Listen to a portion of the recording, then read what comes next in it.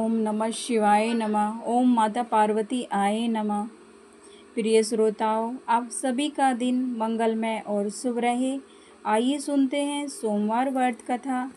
सोमवार के व्रत को लेकर मान्यता है कि इस व्रत को करने से भगवान शिव और अपने भक्तों की मुराद जल्दी पूरी करते हैं। सोमवार का दिन भगवान शिव को समर्पित है, इसीलिए इस दिन भगवान शिव की पूजा और व्रत करने का महत्व और भी ज़्यादा बढ़ जाता है। देवों के देव महादेव बहुत ही भोले माने जाते हैं, इसलिए उनका एक नाम भोलेनाथ भी है। पौराणिक मान्यता अनुसार भगवान शंकर को प्रसन्न करने के लिए किसी भी तरह के खास विशेष पूजन की आवश्यकता नहीं, क्योंकि कहा जाता है वह तो भोले हैं और भगत की मन से की गई अक्षुण्ण मात्र की भक्ति से वो प्रसन्न हो जाते हैं। आइए सुनते हैं सोमवार व्रत कथा। एक बार किसी एक नगर में एक साहूकार रहता था। उसके घर में धन की कोई कमी नहीं थी, लेकिन कोई संतान न होने के कारण वह बहुत दुखी था। संतान प्राप्ति के लिए वह हर सोमवार को व्रत रखता था और पूरी श्रद्धा के साथ शिव मंदिर जाकर भगवान शिव और माता पार्वती की पूजा करता था। उसकी भक्ति देखकर एक दिन माँ पार्वती प्रसन्न होकर भगवान शिव से साहूकार की मनोकामना पूर्ण करने का निवेदन किया।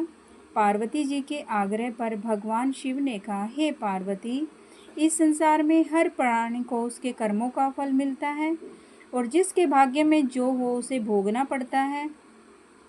लेकिन पार्वती जी ने साहूकार की भक्ति देखकर उसकी मनोकामना पूर्ण करने की इच्छा व्यक्त की।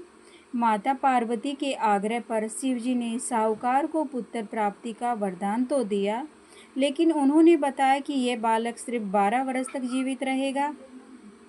माता पार्वती और भगवान शिव की बातचीत को साहूकार सुन रहा था, इसलिए उसे ना तो इस बात की खुशी हुई और ना ही दुख हुआ। वह पहले की भांति शिव जी की पूजा करता रहा। कुछ समय के बाद साहूकार की पत्नी ने एक पुत्र को जन्म दिया। जब वह बालक 11 वर्ष का हुआ तो उसे पढ़ने के लिए काशी जी भेज दिया गया। साहूकार ने पुत्र के मामा को बुलाकर उसे बहुत सारा धन देते हुए कहा, तुम इस बालक को काशी विद्या प्राप्ति के लिए ले जाओ। तुम लोग रास्ते में यज्ञ कराते जाना और ब्राह्मणों को भोजन दक्षिणा देते हुए जाना। दोनों मामा भांजे इसी तरह यज्ञ कराते और ब्राह्मणों को दान दक्षिणा देते काशी नगरी निकल पड़े। इस दौरान रात में एक नगर पड़ा, जहाँ नगर के राजा की कन्या का विवाह था, लेकिन जिस राजकुमार से उसका विवाह होने वाला था वह एक आंख से काना था। राजकुमार के पिता ने अपने पुत्र के काना होने की बात को छुपाने के लिए सोचा, क्यों न उसने साहूकार के पुत्र को दूल्हा बनाकर राजकुमारी से विवाह करा दूं। विवाह के बाद इसको धन देकर विदा कर दूंगा और राजकुमारी को अपने नगर ले जाऊंगा।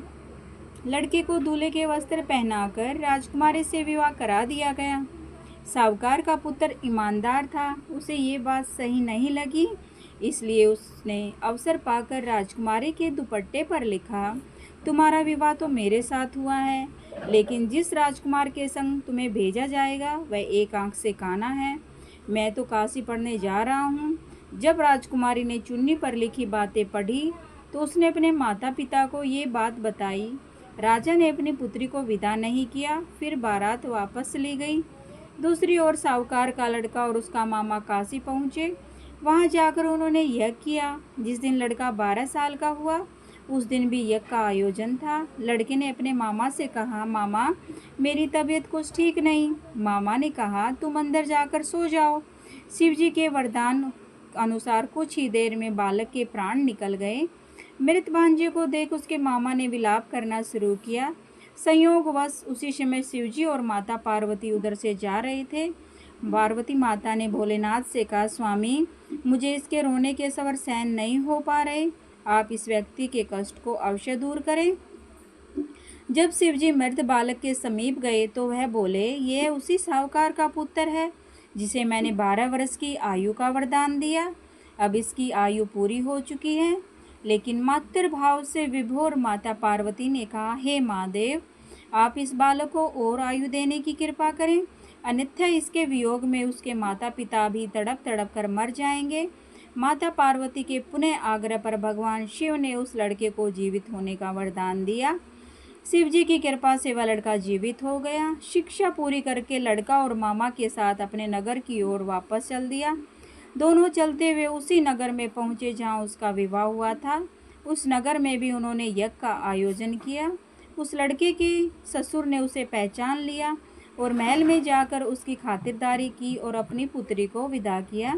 इधर साहूकार और उसकी पत्नी भूखे प्यासे रहकर बेटे की प्रतीक्षा कर रहे थे।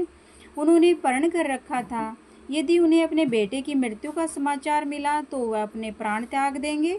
परंतु अपने बेटे के जीवित होने का समाचार पाकर वह बेहद प्रसन्न हुए और उसी रात भगवान शिव ने साहूकार के सौपन में आकर कहा, हे श्रेष्ठी, मैंने तेरे सोमवार के व्रत करने और व्रत कथा सुनने से प्रसन्न होकर तेरे पुत्र को लंबी आयु प्रदान की है। इस प्रकार जो कोई सोमवार व्रत करता है, कथा सुनता और पढ़ता है, उसके सभी दुख दूर होते हैं और उसकी सभी मनोकामनाएं पूर्ण होती हैं और उसके घर में सुख शांति और समृद्धि बनी रहती है और अखंड सौभाग्य की प्राप्ति होती है।